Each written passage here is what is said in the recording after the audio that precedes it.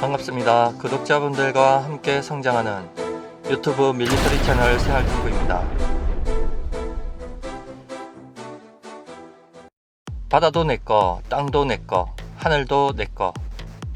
천지 사방팔방을 모두 자기들 거라고 우기는 중국. 막강한 경제력과 군사력으로 주변국들을 대놓고 위협합니다.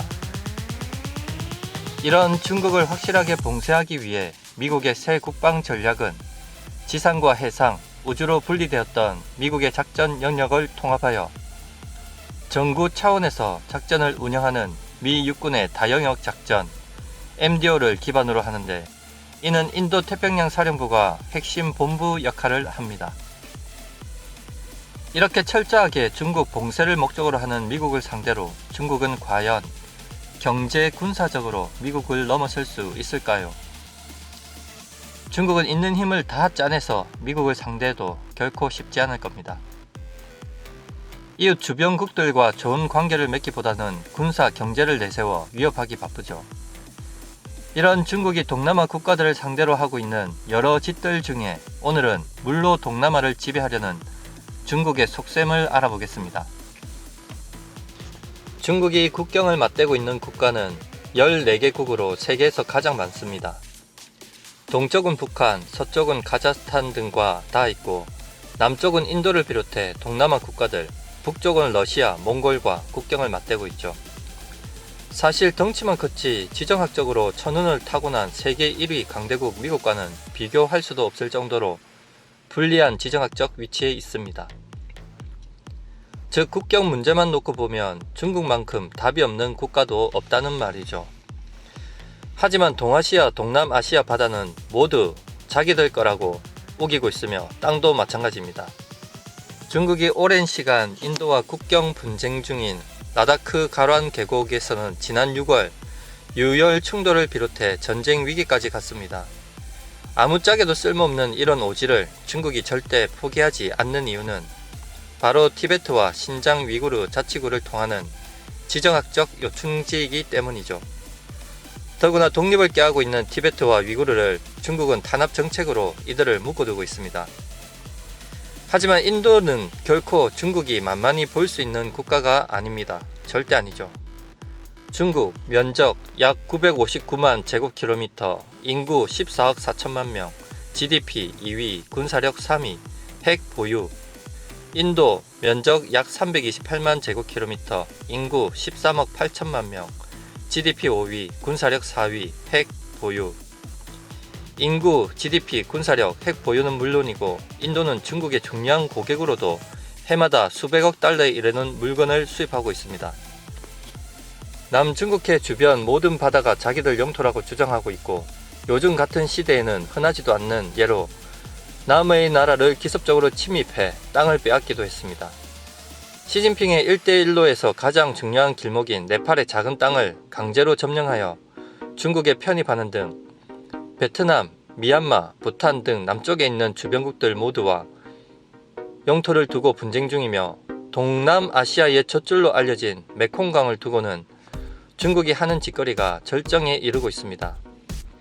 메콩강은 티베트 고원에서 시작해 인도 차이나 반도까지 길게 뻗은 강입니다.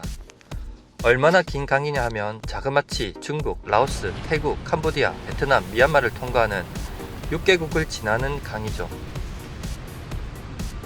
길이는 무려 4,350km이며 유역 면적은 80만 제곱킬로미터로 동남아시아 내륙에서 가장 크고 세계에서 10번째로 유수량이 많습니다. 특징으로는 강 하류 삼각주 지역은 세계 최고의 곡창지대로 말 그대로 동남아시아의 젖줄입니다.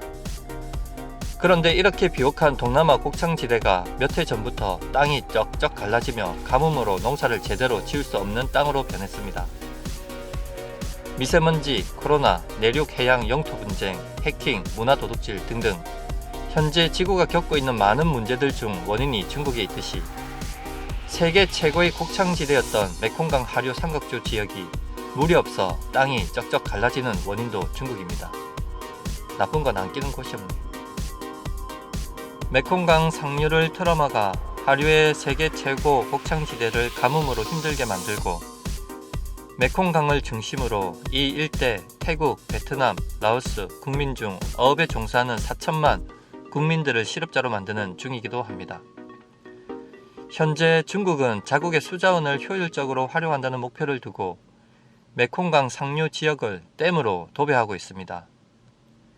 아니, 자기들 영토에서만 흐르는 강이면 몰라도 하루에 여러 국가의 국민들 삶을 이어주는 강을 틀어지고 협박의 수단으로 사용하고 있으니, 베트남은 과거 중국과의 전쟁도 불사했음에도 불구하고 물을 움켜쥔 중국에 별소리를 못하고 있는 실정이죠.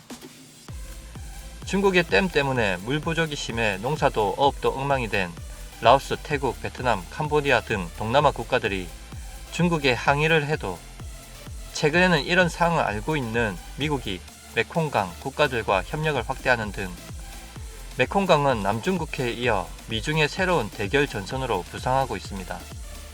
지난 9월 12일 메콩 미국 파트너십 화상회의가 있었습니다.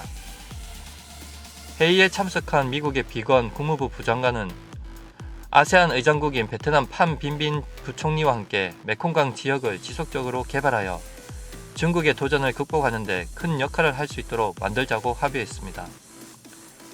또한 미국은 지난해 이 지역에서 발생한 최악의 가뭄에 대해 조사를 벌였고 중국이 상류에 건설한 11개의 댐이 원인이라고 밝혔는데, 발뺌하는 중국 정부의 말, 중국이 상류에 건설한 댐들은 메콩강 지역의 가뭄을 해결하는 데 도움이 된다, 미국의 조사는 엉터리다 라는 말도 안 되는 발표를 했었죠.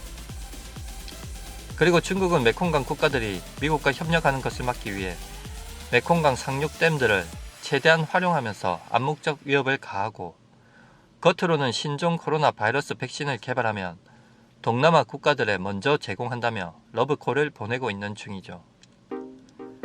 중국의 제일 큰 목표는 미국을 이기는 것입니다. 시진핑 주석이 내세우는 구호가 있습니다. 중화민족, 평화애호.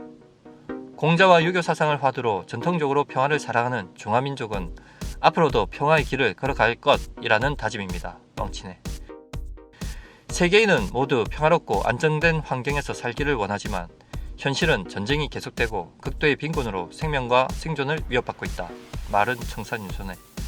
국제사회가 손을 잡고 세계 평화와 공동의 발전을 수호해 나갈 때만이 평화와 발전의 희망이 있다고 말했으며, 평화를 사랑하는 사상은 중화민족의 정신세계에 깊이 새겨져 현재의 중국이 국제관계를 처리하는 기본 이념이 되고 있다라는 자국의 행태와는 전혀 다른 소리를 하기도 했는데, 이건 뭐 코미디도 아니고.